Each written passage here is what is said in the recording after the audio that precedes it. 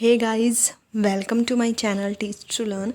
जैसा कि आपको पता है, हमने सीरीज़ स्टार्ट करी है जिसमें हम एनसीईआरटी की बुक्स को कवर कर रहे हैं। और उसी सीरीज़ में क्लास 7th की जो साइंस का फर्स्ट चैप्टर था, न्यूट्रिशन इन प्लांट, वो हमारा कंप्लीट हो चुका है। तो मैं आपको उसका डिस्क्रिप्शन में लिंक दे दूँगी, आप उसे ज़रूर देखें। आज का जो हमारा चैप्टर है वो क्या है, न्यूट्रिशन इन एनिमल। चलिए हम उसे स्टार्ट करते हैं। जो हमने चैप्टर फर्स्ट किया उसमें क्या पढ़ा कि जो प्लांट हैं वो अपना फूड कैसे बनाते हैं, through the process of photosynthesis. पर एनिमल्स अपना फूड उस प्रोसेस से नहीं बना पाते। एनिमल्स क्या करते हैं, एनिमल्स अपना फूड लेते तो प्लांट से ही, क्योंकि वो हेटेरोट्रॉप है। या तो वो डायरेक्टली प्लांट से ले लेते हैं या फिर indirectly by eating animals that eat plant. It means या तो वो क्या करते हैं, डायरेक्टली वेजिटेबल्स को खा लेते हैं या फिर इनडायरेक्टली उन एनिमल्स को खाते हैं जो क्या खाते हैं, प्लांट। अब इसी में मैं आपको एक पॉइंट बताना चाहती हूँ।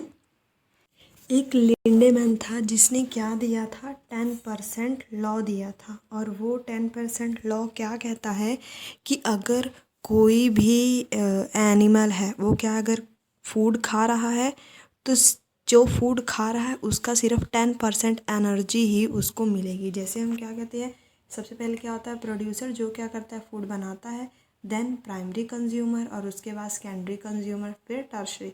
अब प्रोड्यूसर में क्या आ जाते हैं, प्लांट आते हैं। इट मीन्स अगर हम कहें कि जो प्लांट को खाते हैं उसको, प्लांट के पास कितनी एनर्जी है, 100% एनर्जी है।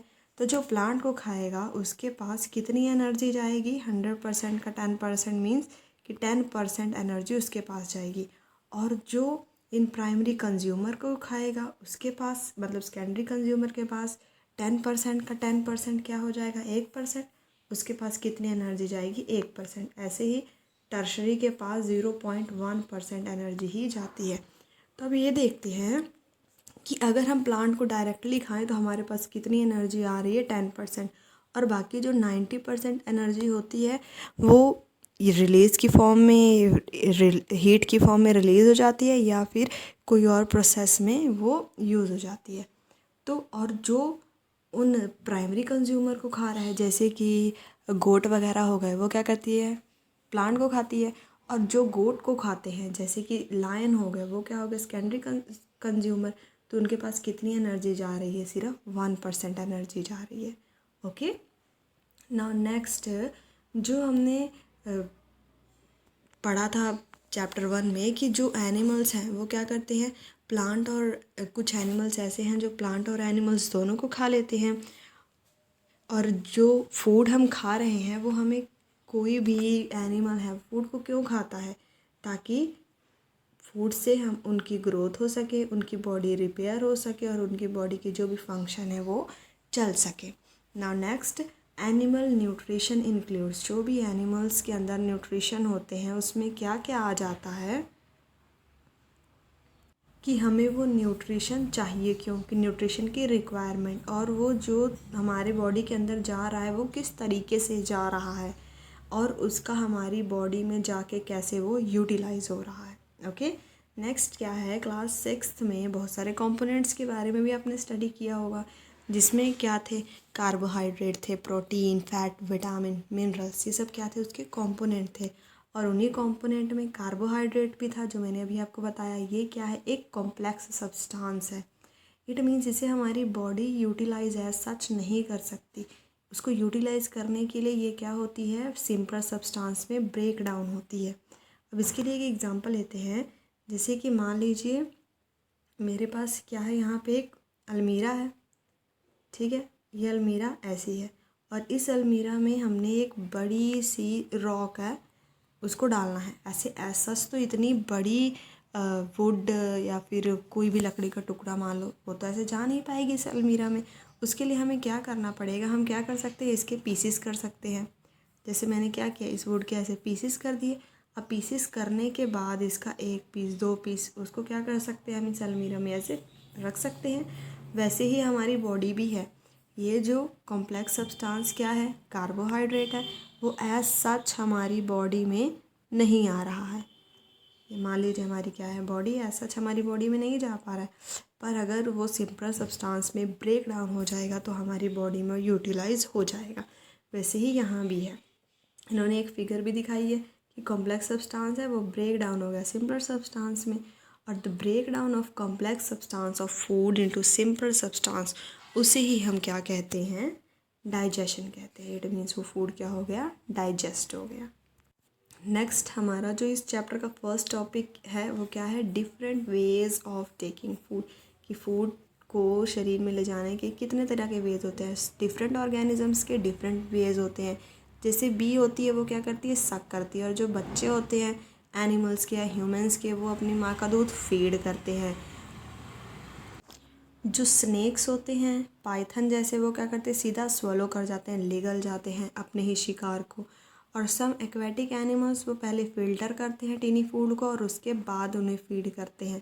तो ये क्या हो गया, डिफरेंट वेज हो गए डिफरेंट ऑर्गेनिजम्स के फॉर टेकिंग फूड। एक्टिविटी 2.1 में भी क्या दिया हुआ है, एनिमल्स के नेम दिए हुए हैं, काइंड ऑफ फूड दिया हुआ है, मतलब उन्होंने कहा है फिल करें काइंड ऑफ फूड की कितने तरह, कौन से तरह के फूड वो खाते हैं, और मोड ऑफ फीडिंग कि उनका मोड ऑफ फीडिंग क्या होगा, किस तरह से वो फीड कर रहे हैं।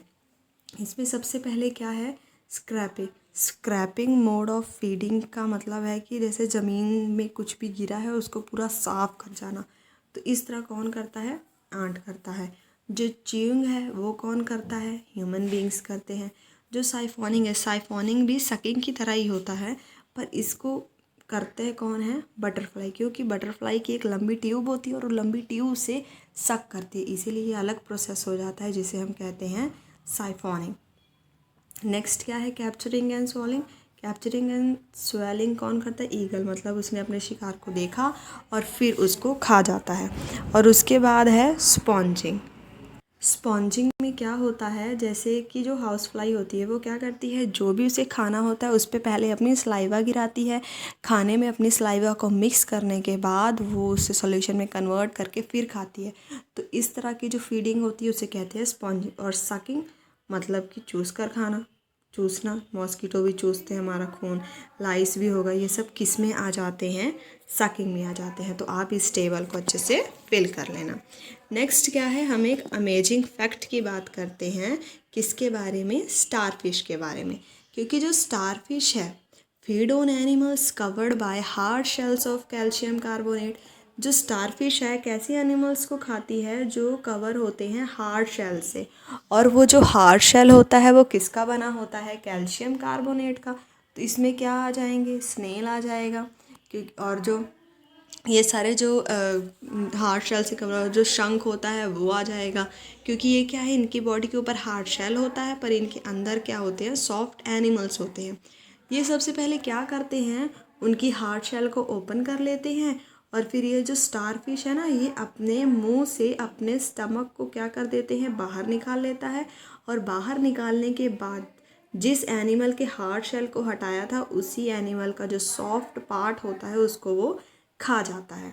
ओके, मीन्स कि क्या कर रहा है, अपने स्टमक को बाहर निकाल ले रहा है अपने मुंह से, और जब वो खा जाता है एनिमल के सॉफ्ट पार्ट को तो फिर उसका स्टमक क्या करता है, दोबारा उसकी बॉडी में चला जाता है, और फिर उसका फूड क्या हो जाता है, ईजिली स्लोली डाइजेस्ट होने लग जाता था।